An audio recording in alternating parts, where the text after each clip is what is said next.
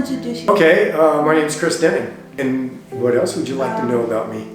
Oh, I'm 62. And I grew up in Kansas City till I was 5. And then my dad and mom moved our family to San Antonio, Texas. And then in 1970, about 5 years later, you know, my mom and dad moved us all to Phoenix, Arizona. And I did really most of my growing up in Phoenix, Arizona. Tell us about your art. Because ever since I was a little kid, I showed some skills or promise in art, drawing or painting, coloring, whatever. And so for every birthday, my parents would get me an art gift as I was growing up. There was this Hallmark Award Cards company would have an art show for high school kids. My junior year in high school, I had a pencil drawing win the National Hallmark Award, which was, I suppose, Best in Show. And so that allowed me to go get a fine arts scholarship to go to the University of Arizona. Yeah, I only was there 1 year because I was a big dummy. I was sick of being broke and left school. Sales during college? Or? I was going door to door selling tune-up services. Salesperson, but that job taught me how to approach adults, strike up a conversation, and you know, it didn't hurt that we were selling a product people needed. And then so I came out of my shell and became pretty good at just talking to adults, talking to people, and selling them things. Never occurred to me I'd make a living doing it as an adult. And how many kids do you have? Oh, okay. I have 4 kids. And how did you meet your current wife? People in their 40s and 50s, the best place to meet somebody is online. I met her in 2009. One big win for online dating, because that's where we met, and we've been together ever since. Marathons? Yeah, I fell in love with bikes when I got my first bike when I turned 7 in San Antonio. And my entire adult life, I'd say 35 or 40 years now, I've been really interested in cycling. Cycling now, I don't have a physical gift for it, so I have to train a lot. The only thing I did when it came to events was corporate events. Really a neat experience to go to the UK and go do a little triathlon. What about your accident tonight? Bike accident, right? Yeah, so July 7th of 2019, I was really concentrating on training and getting a lot of big miles for this event in the fall in Europe, you know, that year. That day in particular, it was a pretty warm day because it was in July, but the night before I was at the Grateful Dead show in Boulder. So I was up till beyond midnight, and so that day I didn't get started till around noon. It's going to be an 80-mile day with some. I became impatient on the diagonal, and I rode into traffic I couldn't see. I'm really a lucky guy because that's really fast traffic, and I would call it a high-speed swipe is what happened to me. I got smoked.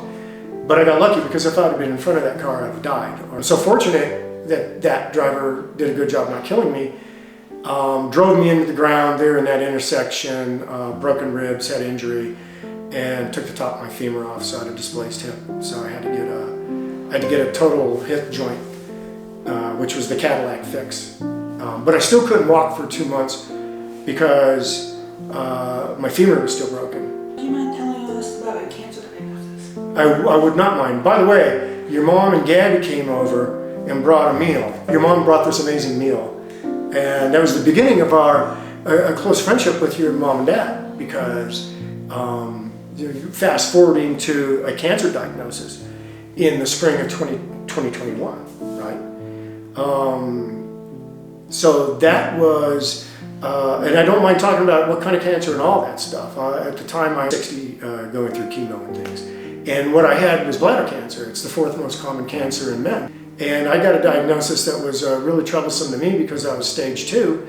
And that meant that the Cadillac fix there, the gold standard, is to radical cystectomy and prostatectomy. So you lose your bladder and your prostate and you get some sort of urinary diversion. However, again, luckiest guy ever. I caught a lucky break with pathology, and I had this very talented surgeon. Didn't have to necessarily lose my bladder.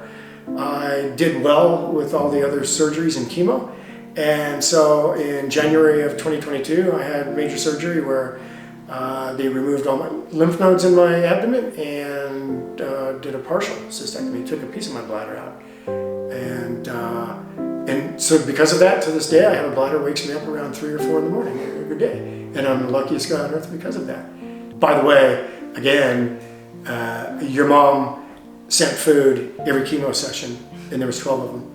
And they put 8 pounds on me during chemo, which is not common. How are you doing now?